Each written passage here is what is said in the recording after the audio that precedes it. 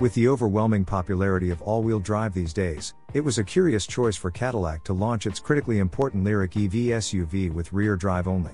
A year later, the company is ready to meet the customer where most of them are with the dual-motor, all-wheel drive 2024 Cadillac Lyriq AWD. With more grip and more power, the Lyriq delivers exactly what the market wants, but despite 12 months of practice, Cadillac is still struggling to screw them together right. Adding an electric motor to the front axle to complement the one at the rear has done exactly as you'd expect. The Lyriq AWD is more powerful, quicker, and has more grip on slippery surfaces. Best of all, there's almost zero trade-off in driving range. It'll go 307 miles on a charge compared to the rear-drive Lyriq's 314 miles. That's not bad when you consider the power output has jumped from 340 horsepower and 325 pounds-to-foot to 500 horsepower and 450 pounds-to-foot. All that extra power provides the expected boost in performance. The rear-drive Lyriq is a bit slow as all electric luxury SUVs go, and the second motor rights that wrong. Not that 5.7 seconds to 60 miles per hour is slow, but the dual-motor version does it in a more competitive 4.8 seconds in case you were worried about keeping up with the Joneses in their zippy Tesla Model Y, which is slightly quicker at 4.4 seconds to 60. Most Lyriq owners won't be too concerned about that exact number, and neither should you. Behind the wheel, the Lyriq AWD feels properly quick when you put your foot down. An SUV this long, wide, and heavy doesn't need to be quicker. And boy, is it heavy. Fitting a second motor added slightly more than 300 pounds to the curb weight, bringing the Lyriq AWD within spitting distance of the 3-ton mark at 5,961 pounds. Thankfully, all those extra pounds have apparently been offset by a second motor performing regenerative braking. Whereas the rear drive model needed 134 feet to stop from 60 miles per hour, the dual motor needed just 122 feet, a massive and much welcomed improvement. As with the rear motor, the Lyriq AWD's brake tuning and one-pedal driving mode are class-leading. As power has no effect on maximum lateral grip, except to help exceed it, it's no surprise the AWD model pulls the exact same 0.79 grams on our skid pad as the rear drive model. If anything, it's impressive those 307 extra pounds don't prod the car into understeer any sooner. The power shows up in our figure 8 test, though, knocking 0.8 seconds off the lap time, with the AWD Lyriq putting down a 26.4 second lap at 0.71 grams average to the rear drive car's 27.2 seconds at 0.64 grams average. For the driver, this means the Lyriq AWD is a bit sportier in the corners but still not what we'd call a high-performance vehicle. The extra stopping power and acceleration let you enter and exit corners more aggressively should you wish to, but the total grip hasn't changed, so you're not carrying any more speed through the corners.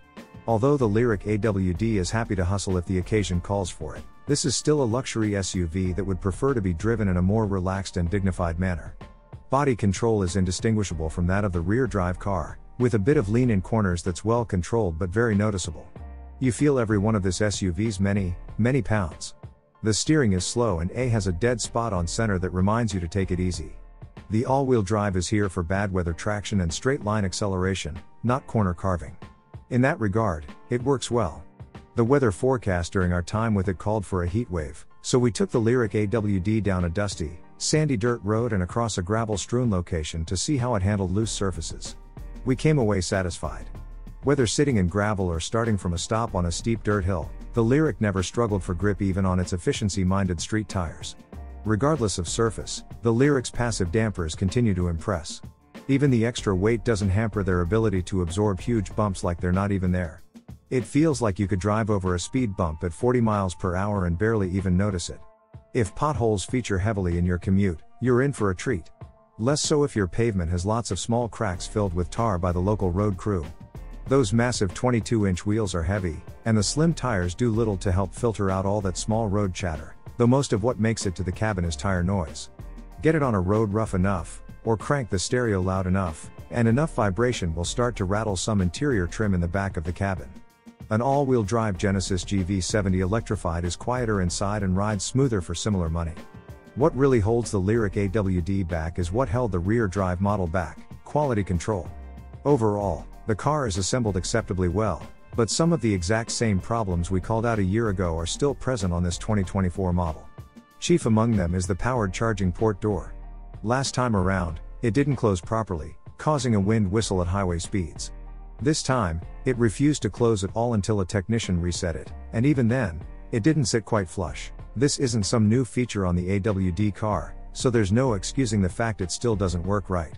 Similarly, there was an obvious difference in the panel gap between the front doors and the windshield pillars, twice as big on the passenger side as on the driver's side.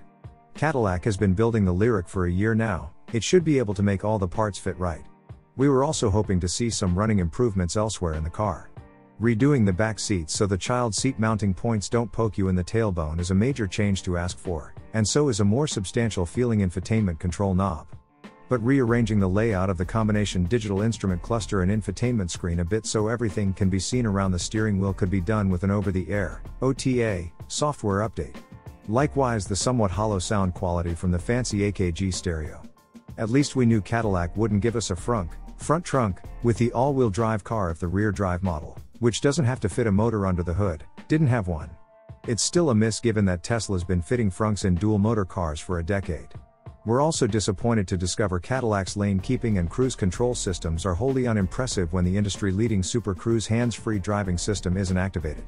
To have the vehicle go from credibly driving itself, in certain conditions, with your full supervision, in Super Cruise mode to struggling to stay in its lane and maintain a set speed up and down hills under normal cruise control and lane keeping is as surprising as it is underwhelming. Tesla has long shown that its customers are happy to overlook panel gaps on a luxury car, and when you consider the rest of the Lyriq, it scores a lot better. The interior design and materials are simply outstanding, and where attention has been fully paid to the details it blows you away. From the leather-lined and embroidered storage compartment under the center console to the streamlined modern styling that shows up in some of the shapes and details on the dash, console, and doors, to the hidden leather-lined glove box, the inside of the Lyriq is an absolute knockout. Although the user interface needs some work, the massive single-piece screen looks fantastic. The tech behind it is impressive, as well, especially the full Google integration, and unlike some GM products, it still offers Apple CarPlay and Android Auto, for now. Consider what you get from the Lyriq AWD at $74,090 to start and $80,305 as tested, and then have a look at the competition. Almost no one is offering this kind of style and technology at this price, and those that do don't do it as well. You could have a Tesla Model Y for similar money with a way less impressive interior, similar build quality, and an inferior semi-autonomous driving system. You could get a Genesis GV70 electrified with way less range. Or you could pay a ton more for an Audi or Mercedes-Benz.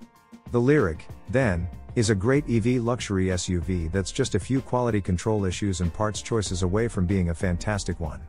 It's exactly the vehicle Cadillac needs to establish dominance in the all-electric future, if only it could exorcise those last few demons.